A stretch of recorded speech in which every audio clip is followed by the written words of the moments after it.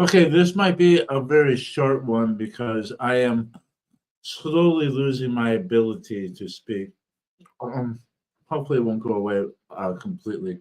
But if you didn't know, I have tongue cancer, and the combination of the cancer and the treatment I'm going through, which is radiation and chemotherapy, it's making it hard. My tongue is swollen, and the inside of my mouth feels much like a World War One battle. But I will endeavor to get through this. It's also important to me that I keep up with this these live streams to see if or to get through the treatment. But I also want to start like a kind of a weekly thing that I do. So thank you for joining me, and I hope that you can understand me as I speak. So let's get right on to it. Or first of all, who am I? I'm the author. You know, my name is Cody Ciango. I'm the author of 6 novels. The sixth one is going to come out on April the 16th, and you can pre-order that. The details are in the description below. Right now, if you pre-order it, it's only 99 cents. It's going to be $4.99. This is the Kindle version, by the way. We have not come up with the prices for the prices for the audio book. I think the audio book will be $3.99 because I try to keep that as low as possible. It's an old guy voice, but it works pretty well. But the paperback and the hardcover, those prices haven't been set yet. So we'll have that soon. So let's get right to this. So this is an after action report. And I'm going to put this up here. There we go. Oh, good. It didn't take me to the page. Anyway, last weekend I went to the Mid-South Civil War military show. I've been doing this every year since, God, I don't, probably 4 or 5 years, at least 3 or 4. I can't remember. And they always comp me a table because I play the fiddle and I play Civil War tunes. And so that kind of adds the ambiance. And it's really nice. I even have people come up to the table and thank me for playing. And it's always shocks me because I always feel like, you know how people think they can sing, but they really can't. They're out of tune and their rhythm is all wrong. But they can't hear that they're bad. I always wondered that about my fiddle playing.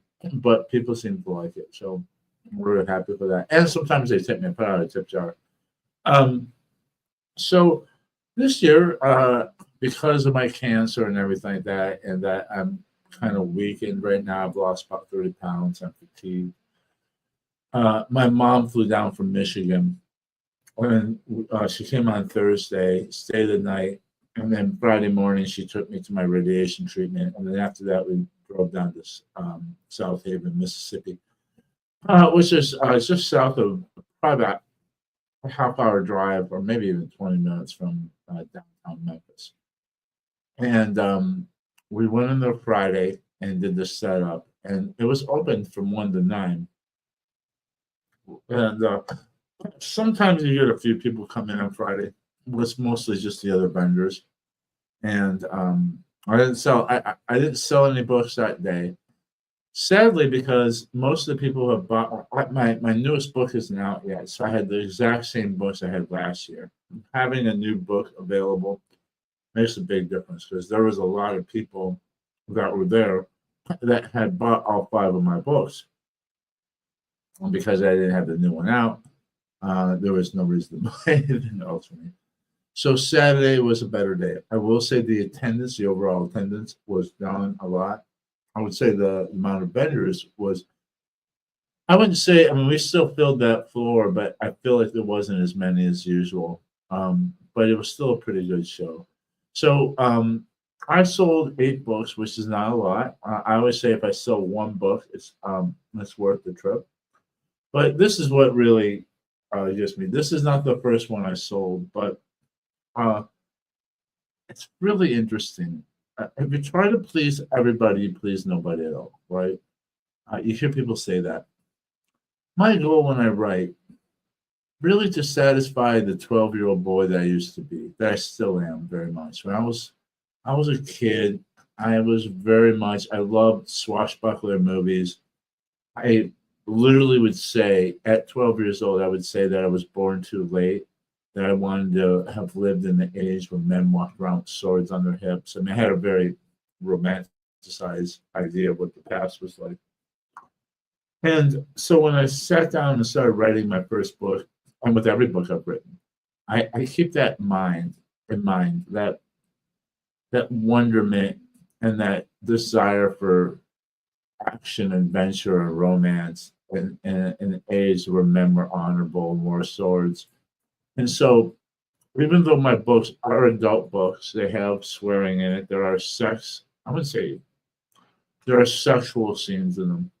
There are sex scenes in them. Okay, but they're done very tastefully. And I always feel like if a kid is mature enough to get to that point in the book, they're okay to read it. It's not anything worse than what they're seeing in the movies. I always say to parents, I always warn parents too when they buy it, just so you know, there's some swearing in it and there's some spicy scenes in it.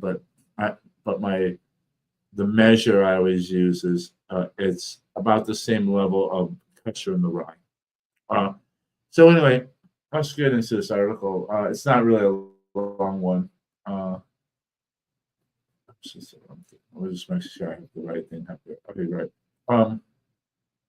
I use this kid as a marquee because this is what I'm looking for. I mean, oh yeah, what I wanted to say is that even though I write for the 12-year-old boy I used to be, I get all sorts of readers, men, women, young girls, older people, black, white, gay, straight, Hispanic, everybody. So, uh, I think that if you kind of focus your target, you'll hit it, but you'll also get everything around it, and you'll bring them in. And you'll see this in the pictures too. Right? So, I think my second favorite photo, to make that point there, is where is she? Yeah, this young lady. Let's see if that'll show up on. God, my computer's very slow. Is that showing up on your end? Yes, okay. So this is what I mean. You know, I'm aiming for 12-year-old boys. Well, like I said, I'm not writing YA. I'll say this: everybody's got a 12-year-old boy in them, including like my girlfriend who has been infected by my immature humor and will also make jokes that only a 12-year-old boy could appreciate. So this is a young girl. I don't know how old she is, probably around that same age. But this is what I love. This girl came by the table a couple times and was looking at everything, and I engaged with her and explained what the books were about and like that. And she left, and she went and talked to her dad, and her dad came by and said, "Okay, I'll buy you a book." And I think that's one of the best things that you can do as a parent. You know, I know that you go to things and your kid wants a toy, or they want this, or they want that. But if you go to an event like this and your kid wants a book, man, I don't care how much it costs. Put it on your damn credit card. Buy that kid a book, especially boys. I just shared a video today on the Engdahl House. Engdahl House, what is it? I have a Facebook page called Engdahl House of Readers and Writers. And there is a problem. They say that men and boys aren't reading. And I think, well, it's not me. They say one of the reasons is that the traditional publishing industry is dominated by women, which is not a problem. And certainly it's not a problem that they're writing books for women. But most of the authors that are getting traditional contracts are women, and they're writing for girls and they're writing for other women, and that's great. But what's happening is that boys are getting turned off by books, especially like the books that get bought and put in school libraries. It's all girl stuff. And it's all about vampires and with feelings and girl bosses and things like that. And there needs to be more books about fighting and war and adventure and exploring the things that the nasty things that boys like. And you know what? Don't try to change boys into girls. Let them be boys. And if they want to read about wars because they're interested in that, start them off with what they're interested. It doesn't matter what the book is about.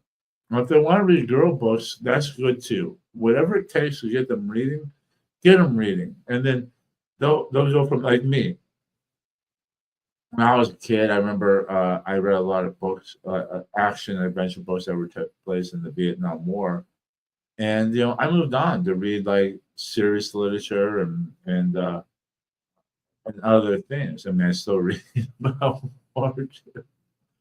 But whatever it takes, man, we need to get our boys reading. But we also have our girls, and we need to get them reading too. And so, I'm very proud of this. And you're going to see when we look at the pictures that, let's see, I sold 8 books, girls and women. 1, 2, 3,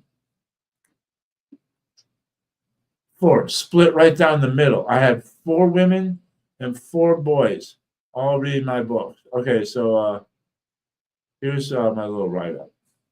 Honestly, I thought twice about coming to the 2025 Mid-South Civil War Military History Show. As some of you know, I'm going through treatment for tongue cancer, and it's putting me through the ringer. But there's no way I was going to miss this opportunity to hang out with my fellow American Civil War buffs and see old friends and meet some new ones. My mom came down to take care of me and help run my table. Together, we sold some books and met some new readers. If you're one of them, thank you for joining my emails. Here are some pictures of my new friends and readers. Once again, I thank you for jumping into my series and hope you stick with me as I'm expected to survive and write a lot more books. And that's true. The series itself is going to be 11 books. I mean, I don't know if Black James, how I'm going to relate it to the series. I'm still deciding that. But I have 11 more books to write before we put an end to this overall storyline. So, yeah, this guy bought the Prussian Prince. Let me just check, make sure that I'm showing the right thing. Yep. Okay. Let's see what else. Yeah, this lady, she bought the. I love that people are buying the Prussian Prince. One of the important things I think to keep in mind as an author is that when you write, writing a series is kind of a double-edged sword because the series will sell future books because people get involved in the series and they want to read the next one. And I have pretty good read-throughs. But as your series moves on and you're writing new and interesting things, there are some people that might feel like they can't read it, that they don't want to read all the way up to your current book. Like The Prussian Prince is my 5th book. I don't want anybody to think they have to read the first 4 books to get to it. Now, it'd be nice if they did, and maybe they'd have a more in-depth understanding. But I make sure that every book is self-contained, meaning that if you found a copy of The Prussian Prince at a coffee shop and you decided to take it home and read it, you wouldn't be confused that if there's things that you need to know from the previous books, those things are explained in that book, so you can enjoy it. And if you want to go back and read the earlier books, you can still do that. Why is this not working? All right, here we go. Now I'm lost. Oh, my computer is so slow. All right. So one thing about this is that every books I used to sell like all right, let's go back. I used to a lot of times get people buying. They would buy the series, so they buy more than one. Everybody who came bought just one book, and I'm grateful for it. But that is a change from my previous experience. So this one bought Rampage on the River. It's the first book. The paperback's only $10, so it's a good way to like test the waters. And plus, if you're really interested and you want to, you're interested in reading the series, it's the place to start. It certainly is. Here's another event. Okay, this is the actual first sale of the day. And here's another example of somebody who's not necessarily wanting to read the whole series or read the books prior. So this is Blood for Blood at Nashville. It's the third book in the series, and it's a very popular. This is actually my second biggest moneymaker. It'll probably become my first someday. Uh, and it certainly is my number one when it comes to Kindle Unlimited, but that's because it's so long. I have so many pages to it. But what makes this book very popular is it has Nathan Bedford Forrest in it, and you can see him on the cover. And Nathan Bedford Forrest is a very controversial figure of the Civil War. He's in my first two books, but he has a speaking part, and he's in about 2 chapters of each one, and he's great in those. But in this book, he gets perspective. I write from his perspective several times. Carl is the main character, but Nathan Bedford Forrest, we get a lot of his story from Chickamauga all the way to all the way to Franklin, basically. You get a lot of Nathan Bedford's Forrest story from the Battle of Chickamauga all the way through the Battle of Nashville. And I've had a lot of people who are fans of his that say they really like it, and the people who are his detractors haven't complained. So, this guy bought The Prussian Prince. I think I sold 3 copies. In fact, I think The Prussian Prince outsold the other ones at this show. Very happy. I'm always happy to see my latest book make sales. And this always makes me happy, too. There's something special to me about the Perils of Perryville. It's my second book, and it's the second book in the series. And it's seeing people buy it is proof to me that they got through the first book and they liked it and they wanted more. And that's very important, because if they're going to go through the series, if they don't read The Perils of Perryville, they're never going to get to The Prussian Prince or The French Fiasco, which is coming out next. So, that makes me happy to see that. All right, let's see if there's any more. Yes, there's our girl right there. Rampage on the River. I told them all that if they like it, they can get the next book on Amazon. So hopefully she reads it. Hopefully this girl, 20 years from now, will have read every book I've put out and tell people that she has a signed copy and that she met me 20 years ago. That would be great. And that's it. Okay, that's that. So, if you're in the Nashville area and you're like, hey, I'd like to come out and see you, well, I got good news for you. I'm going to do another show next week. Hopefully, I can still talk. Let's see your screen share. And share this. Okay. So this is where I'm going to be next week on Saturday night, 9 to 3 in White House, Tennessee. That's only about probably 20 minutes to a half hour from downtown Nashville. This gig I got because I volunteered. They had a school program called Pioneer Days, in which Paul's my banjo player partner. We went into elementary schools with the people from the White House Inn. And White House is a town in in Tennessee. A museum, and basically talked about the Pioneers' days. And Paul and I played. I played fiddle, he played banjo.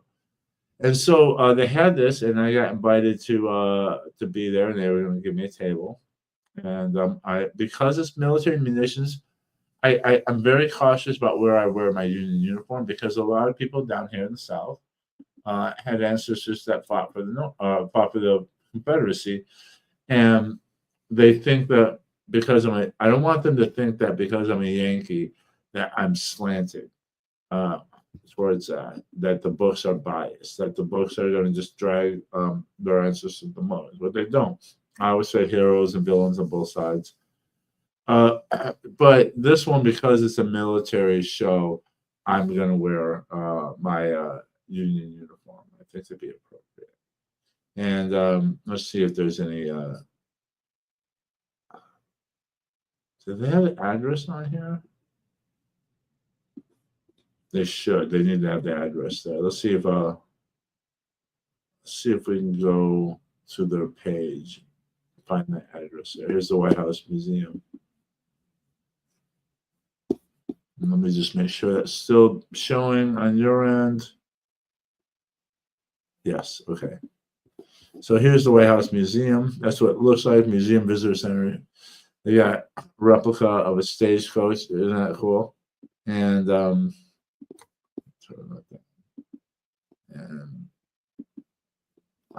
visit us. Admission's free. White House, Tennessee. Wow, they really are big on sharing their address. You got the zip code for the address. Okay, well, White House is not very big. I think if you Google it, you'll find the.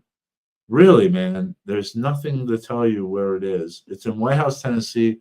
Just type in White House INN Museum, and you should be able to get. Oh, I got it. You know what? I do have it on my calendar. Let's see if I can show it on my calendar. If not, I might have to just read it to you. StreamYards doesn't really like Mac products. Let's see, share screen. Let's do window. Let's do calendar. Share. All right. Is that showing on your end? No, it is not. All right, but I'll just read it for you. So here we go. Sorry for this. It's the worst show ever. Okay, hang on.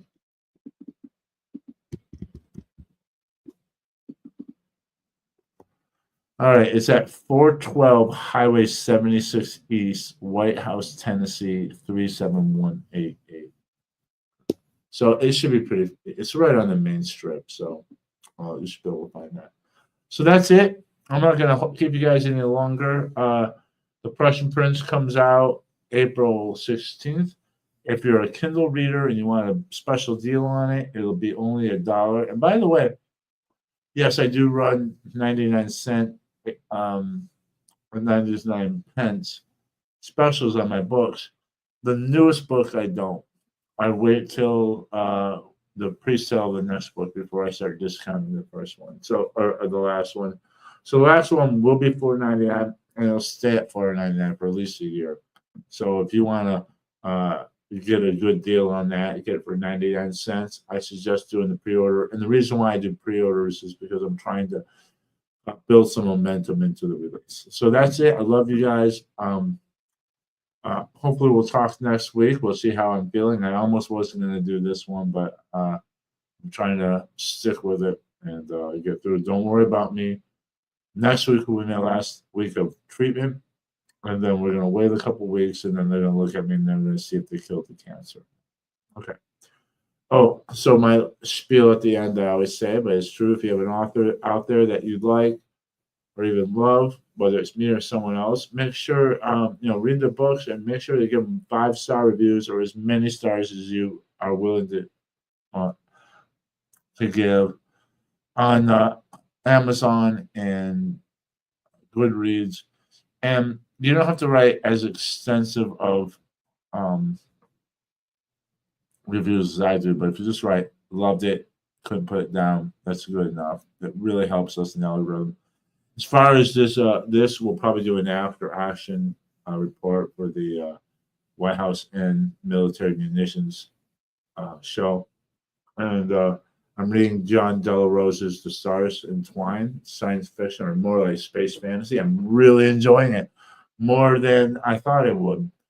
So we'll do a review on that when we're done. And then I have some other books that I'm going to be reading. I'm going to read Nathaniel. Is it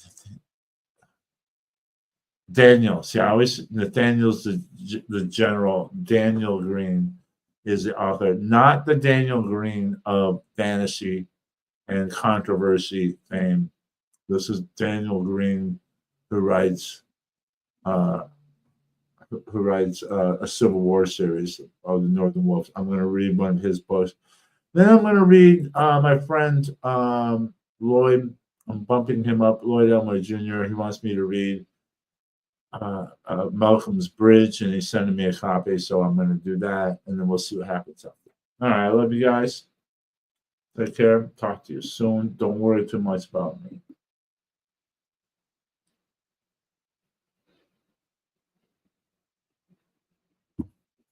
That didn't go so well, did I? I tried to end the screen.